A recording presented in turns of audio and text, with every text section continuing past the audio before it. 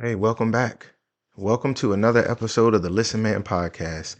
You know, that same show that's for the fans, by the fans. Man, the madness is real, isn't it? We're going to call this Monday Madness. We know it's March Madness, and we're going to talk about all things March Madness in this episode. But we're going to look at it from a fan's perspective in the sense that we're not going to talk about matchups. We're not going to talk about which team is going to win it all or bracketology. Nope.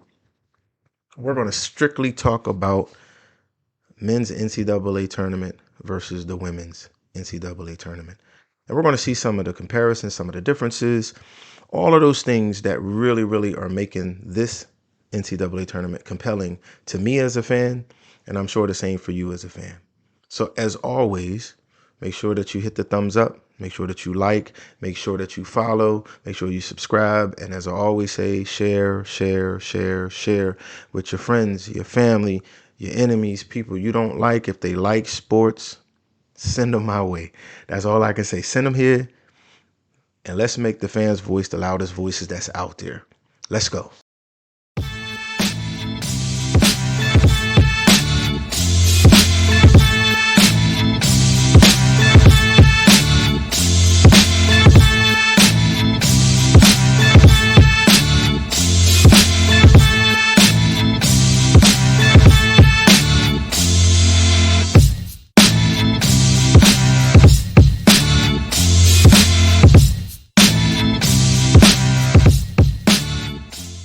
So welcome back to Listen Man, the show for the fans, by the fans. We're on episode 4, people. Episode 4. I'm your host, Kevin, aka Kevy Kev, aka Big Kev, aka you can call me whatever you want to call me as long as it's something that's cool and starts with a K.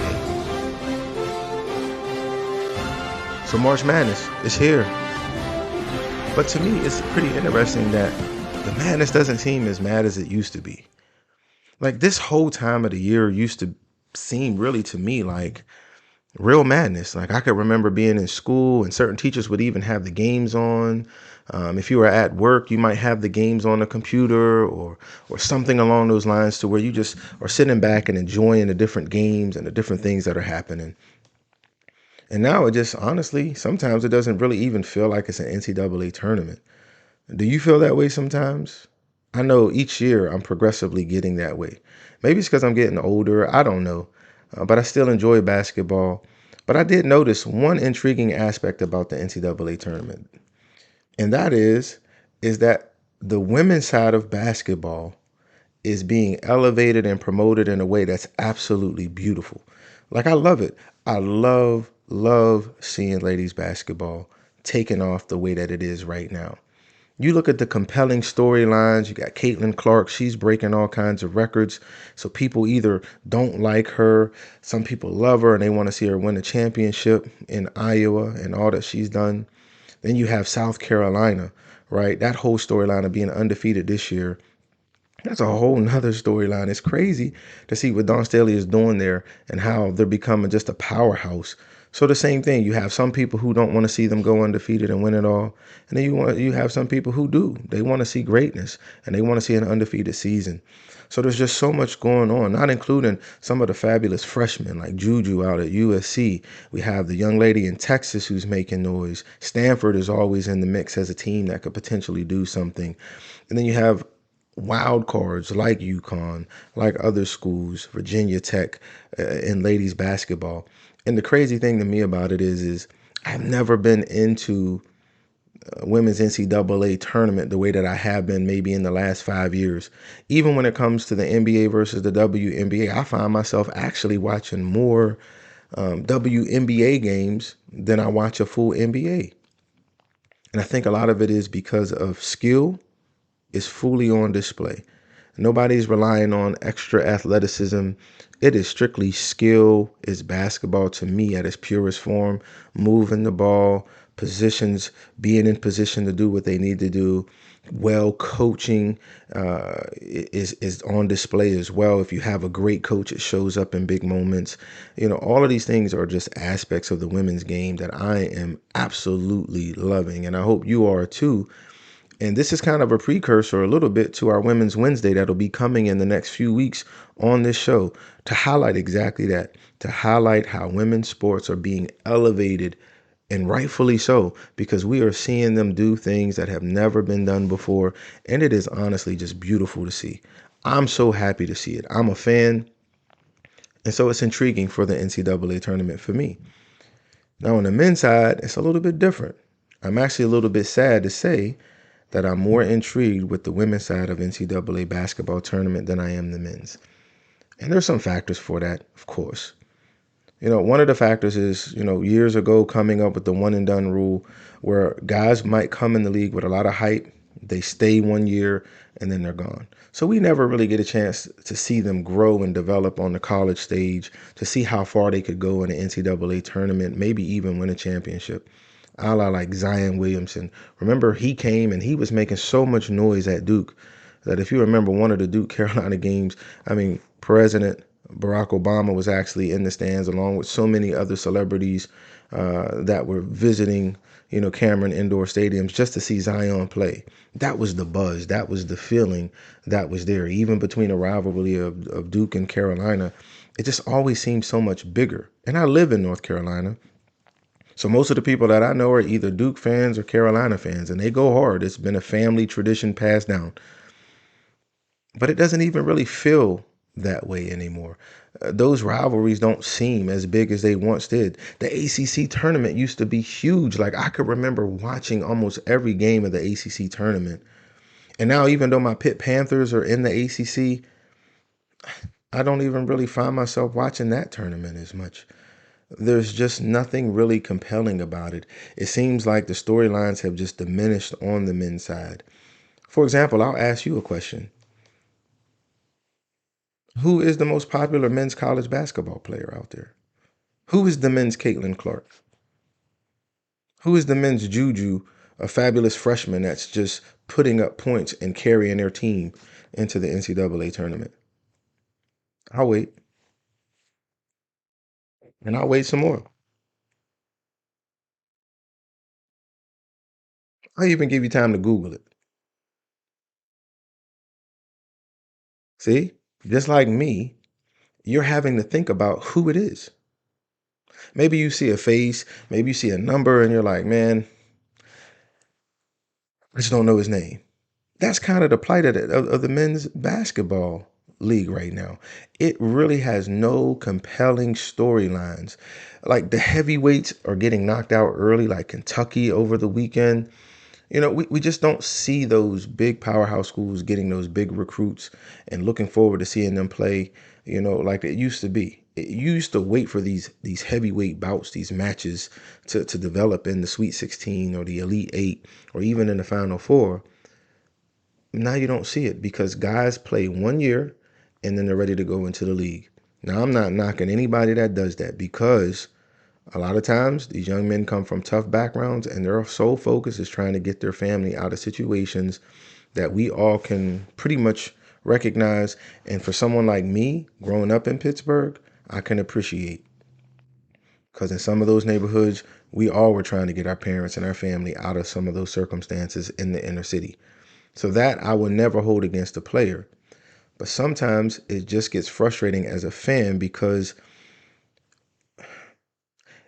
it's kind of like bread, right? Like I'm a huge bread lover. That's one of my downfalls is freshly baked bread. Have you ever just seen like a piece of bread that just looks so beautiful coming out of the oven? And it's just golden. It smells delicious. Everything about it. You just cannot wait to slice it and put some hot butter or some jelly on it or something like that. And then you do it. And as soon as you cut into it, it's literally like Play-Doh. It's just not done. Now you're deflated because you got to put it back in the oven. Now you got to keep waiting. And then by the time it's done, the nostalgia's kind of gone. It just deflated you. That's kind of how I feel about some of the one and done situations. Like you get so hyped up. They give you a good season. Maybe they get bounced in the NCAA tournament. Maybe they don't make it into the NCAA tournament. But you see the flash of what that individual could be, and then they decide to leave. And you know that they're not really prepared for the next level. And you wish that they would stay in college for another year or two to develop, but they don't. So then you're on to the next batch of individuals that'll come in next year and pretty much be one and dones as well. So you have that as, to me, the number one issue in men's college basketball. The second issue that I feel is there is just simply the portal.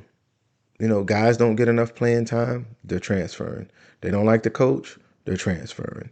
You know, they want to make a little bit more money, they're transferring. They get their grades up and now they can go to a bigger school, they're transferring. Again, I don't hate the portal. If teams can use it to make their teams better, I understand it. I get why it's there. I get all of those things. I'm saying as a fan, though, it makes it tough for us to watch because it dilutes the product that the NCAA is trying to put out to us. And it makes it very, very difficult to watch. Now, the third reason why I feel like the men's are struggling more than the ladies is simply this. For so long, I feel like men's sports and men's college basketball in particular, they have been hyped up and glorified so much that now these guys come in so entitled that, as I mentioned, if they come in as a freshman and they come to a team, they expect to start, they expect to play the bulk of the minutes, they expect to get the bulk of the shots and the shine. And when it doesn't work out that way, they're ready to quit. They're ready to go to a different school. They blame it on the coach. They blame it on it being too difficult. They blame it on whatever they want to blame it on to give themselves an out to just get out. Man, and as a fan, that's so frustrating to me because it just shows how entitled a lot of these kids are when it comes to sports, especially basketball. Now, I come from an era when I played, it was different.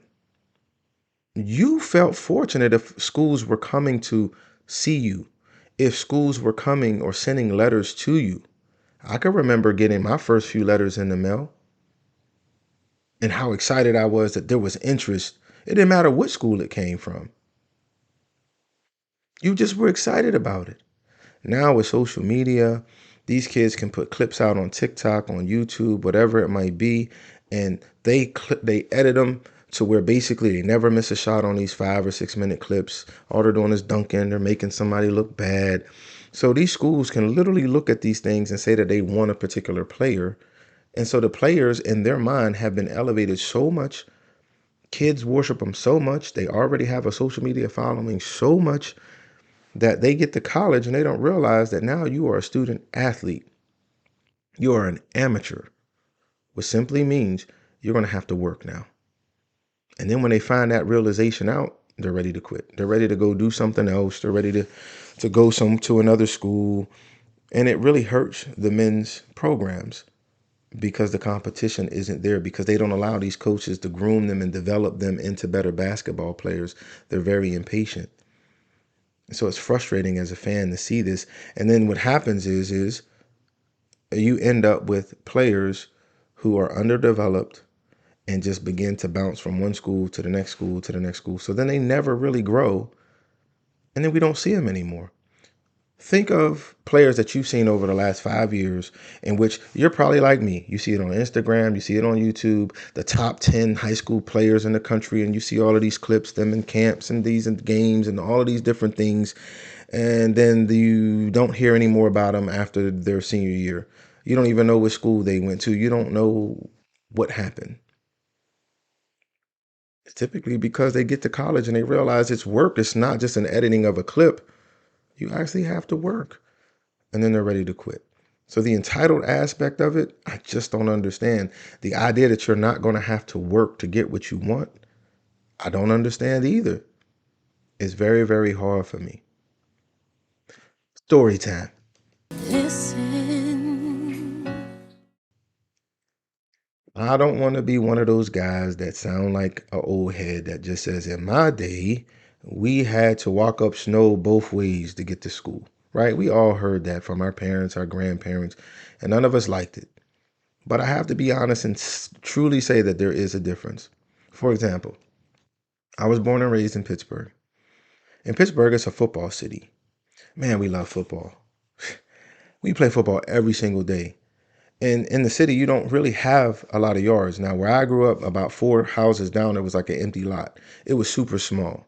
But we would play football there. We would play games day in and day out. Like that was just what it was. Oftentimes we would play football in the streets, and it was supposed to be two-hand touch, but we have the scars to prove that oftentimes we would play tackle football in the street. It just was what it was. That's how much we loved it. That's what Pittsburgh is known for, is football. So when I ended up moving to North Carolina with my parents, to look around and just see all of these yards that were so big, me and my brother just knew that there were going to be some great football games. And then come to find out, they really didn't play football that much down here. There were some games that might happen at school. Before school, they would play different games, but it wasn't like it was in Pittsburgh. So we started realizing that basketball was king down here. And it started out for us with a milk crate on a tree and a volleyball. That's how I got introduced into basketball around 13 years old. And then when my father finally broke down and bought us a basketball goal, when we finally got into our house, man, that was like the best thing that ever could happen to me. I fell in love with basketball. So much so that I literally hear like the dirt is sand and dirt. So everybody kind of has it. Once you get past the grass, that's all it is. So the driveway was just all this soft sand and dirt and trees in the driveway. When I tell you, I practiced and worked my butt off so much that I pounded that dirt into concrete. And anybody that's watching this that's been to my house or played with us knows that concrete. It was like concrete, like it pounded it so much because I literally would be out there day in and day out. I was out there so much that my dad bought me a glowing basketball because I would be out there when the sun went down. When it was dark, I'd still be out there shooting, dribbling, practicing. And so he bought me a basketball that glowed in the dark so that I could see it with a net to match, so that I could see the net and I could see the ball, because he knew I would be out there till 9 or 10 o'clock at night and get up the next day at 6 in the morning and do it all over again. Before school, I would be outside. Right after school, I'd be outside. After dinner, I'd be outside practicing, working on my craft. To this day, true story, true story. If you went to my parents' house, I can show you on about 5 or 6 different trees where right now there probably still is no bark on the tree, because those were my teammates. Those were my teammates. So I literally could throw the ball off of a tree and it would bounce right where I wanted it for a layup, to practice left hand layups, to practice right hand layups. I could throw it off of this tree and it would drop right when I wanted to work on my back to the basket fadeaways. I could throw it over here. I could practice if I wanted it to hit my left hand so I could spin off and shoot the ball that way. I could throw it off of this tree so I can catch it in my right hand so I could spin off and shoot that one. So the craft was developed. And then when I would go places and play against different talent, that was a measuring stick for me. If somebody got the best of me, I would come home and figure out why they did, and I would work on that religiously until I felt like nobody was going to be able to do that to me again. Now, if you're like me, you probably have your own story to where you were doing the same exact thing. So it is frustrating as a fan when you see some of these guys who come in a little entitled, and then the moment that things get a little bit tough, they're ready to transfer. They're ready to get out of there. They're ready to quit almost. And so that's another factor that has watered down the men's NCAA, just college basketball in general, to me. Now, the one good thing that has come out of it that is exciting to me about it is this: that for the mid majors and the smaller schools, it has provided them an opportunity to kind of make a name for themselves, right? So think about Oakland knocking off Kentucky. That's because, as even John Calipari said, they're starting guys that are 23, 24 years old, whereas he's starting guys that are 18, 19 years old. So there are a lot of teams out there with a lot of experience. They are truly teams. They may not have a major standout player, but they're teams. Therefore, when they play these big schools that might have a number one seed, they're well prepared. They're not afraid of that competition. They've been playing together for 4 years solid. And so they give these team fits to where either the team might win or they end up losing to some of these teams with seniors on them. So that does make the NCAA tournament exciting from that standpoint. But even that, as a fan, sometimes isn't a good thing. I remember when VCU went on a run with Shaka Smart. You remember that? That was like a huge storyline. All over the news, they were talking about this. Think of when Steph Curry at Davidson was making these runs deep into the NCAA tournament. Huge storyline. It was on every major news outlet. But now what do we see? We see a shift, don't we? Because now the story becomes women's basketball. And this is what I'm so excited about when it comes to this madness, this Monday, March madness, the triple M, as I'm going to call it. It's exciting for me because I love, love, love the storylines that the women's game has. It has me more excited about basketball than the men's college. And even to be honest with you, men's NBA. I love it. And I'm so happy to see it. To see these players elevating their games, these teams playing so well. There's so many teams in the tournament right now that really could win it all. Of course, you have South Carolina at the top. And to me, that's the number one storyline. I love it. South Carolina. Now, think of this. In the last 3 years, South Carolina has literally lost 3 games. Man, imagine that. 3 years, they've only lost 3 regular season games. Man, this is crazy. What kind of storyline is that? It's one of the best that's out there in sports. So that makes the women's NCAA tournament super exciting to me. And it gives me like a cause to pause to be like, yo, I need to watch every time South Carolina is on because something exciting might happen. If they win, it's exciting. If they lose, it's sad, but it's still exciting because that means that it was a good game and somebody brought their A game to play against them. Yeah, that's a great storyline. And I do pick South Carolina to win it all. I want to see it. I like seeing greatness. I like seeing sustained greatness.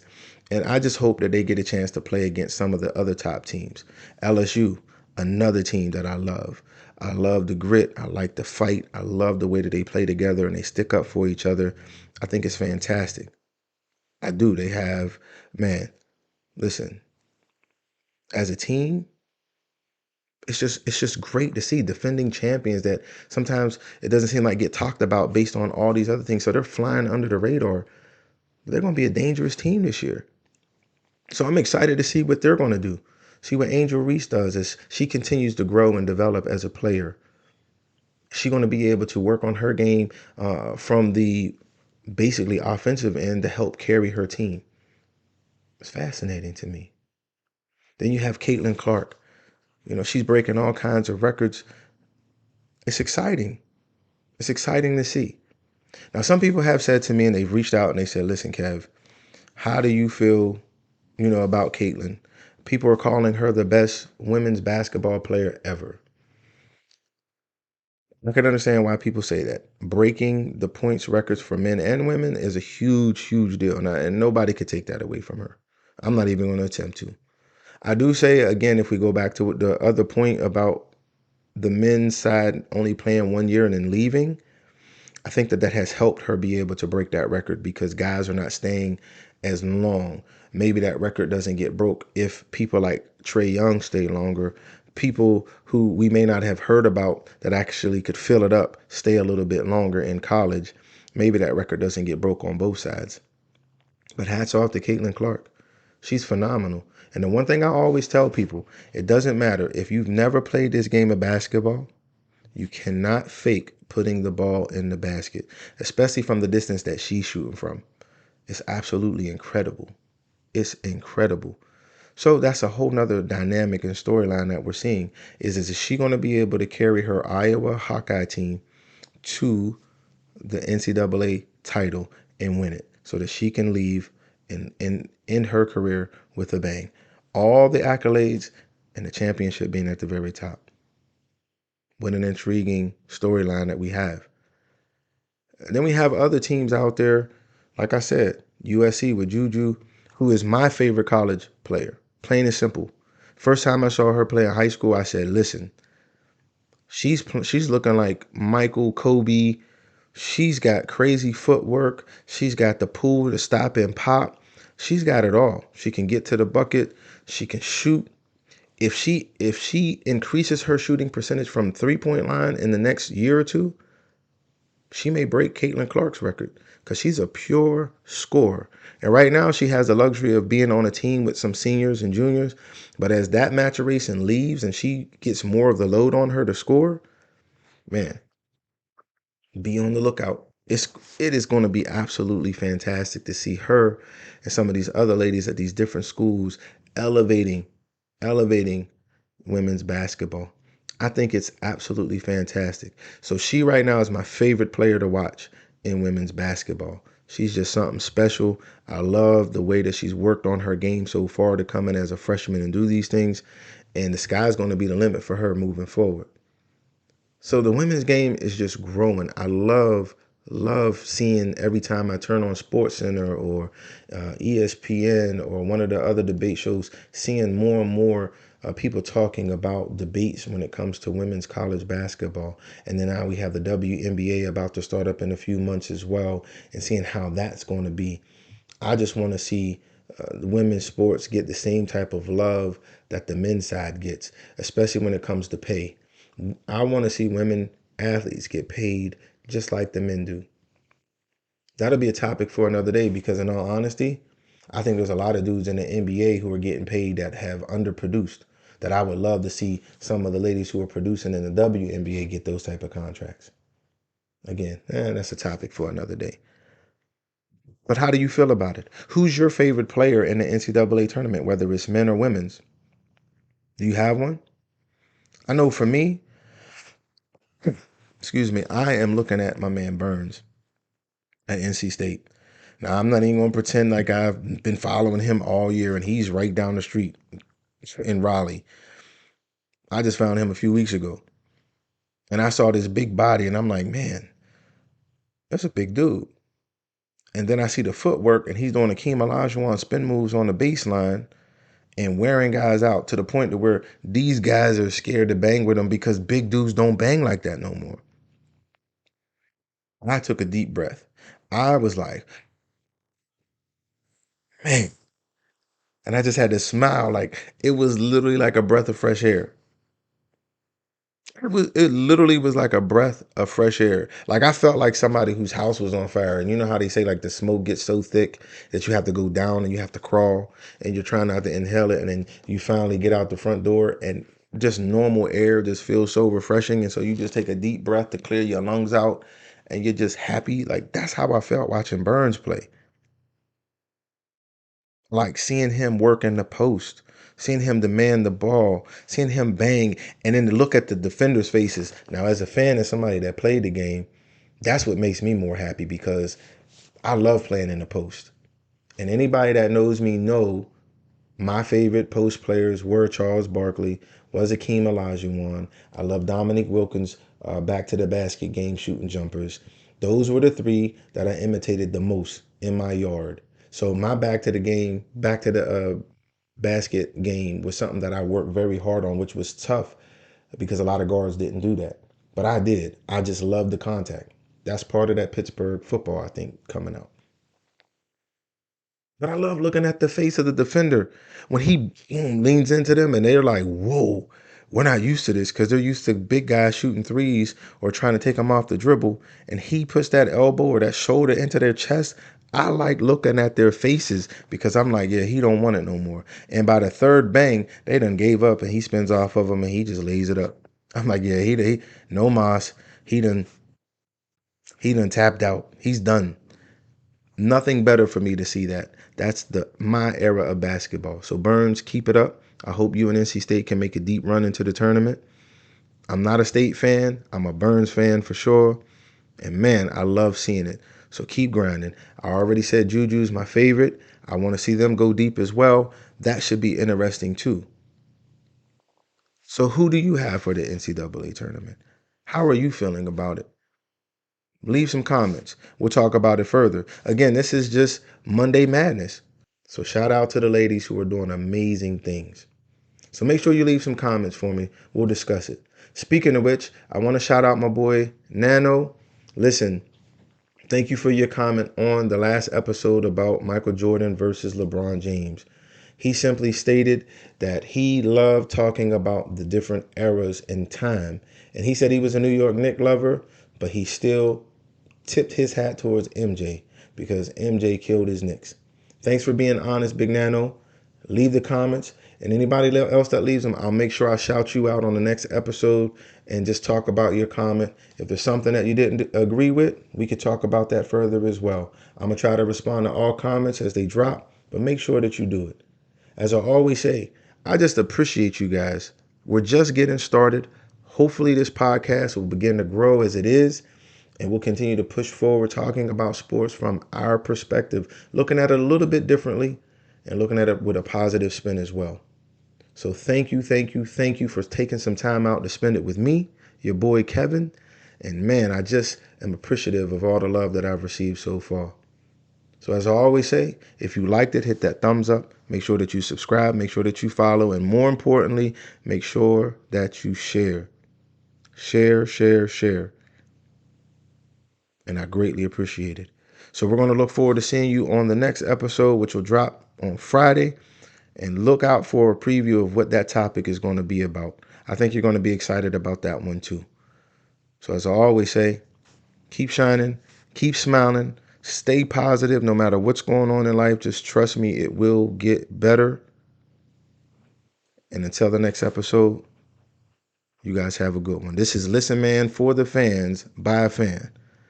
Let's make the fans' voice the loudest voice that's out there. Let's go.